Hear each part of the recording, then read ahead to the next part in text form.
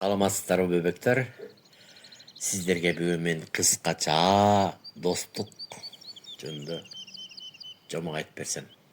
Илгери өткөн заманда бир чоң чытырман токойдун ичинде бир түлкүнүн күчүгү жашаган экен.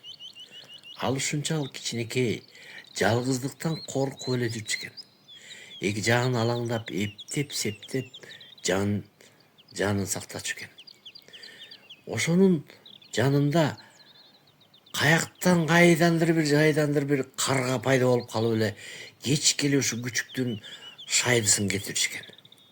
Кечке эле ушу күчүктүн барып эле чокуйм, мен сени жеп кетем, сен кичинекейсиң, сен тигиндейсиң, сен мындайсың деп эле карылдап эле кечке эле байкуш күчүктүн жүрөгүн чүргөн экен.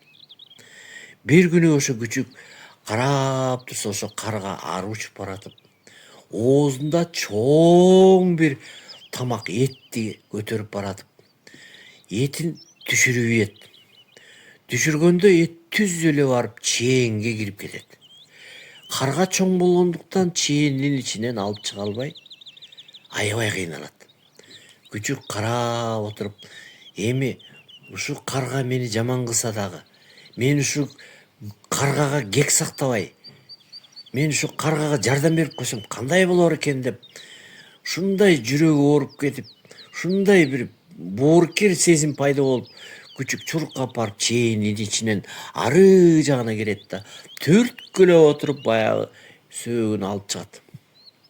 Ошондо карга баягы күчүктүн ушундай жардам бергенинен, курсак ачканынан ошо эки этти экөө тең бөлө жешип, ошондо айткан экен карга: кечирип кой мени күчүгүм, кечирип кой.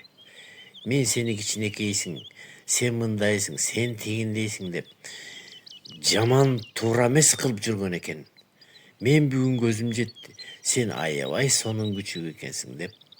Ошондон кийин баягы күчүк менен карга экөө достошуп, аябай бири-бирине жардамдашып, ошентип чогуу аңуулашып, ошо бойдон чогуу жашап калышкан экен. Эмне деп айткым келет муну менен? Балдар, дайыма жакшылык кылгыла. Дайыма ынтымактуу болгула бири-бириңер менен. Дайыма ичиңерде кек сактабай, аны өөрчүтүп ийбей, андан көрө бириңерге бириңер жакшылык кылып, дос болуп жүргүлө.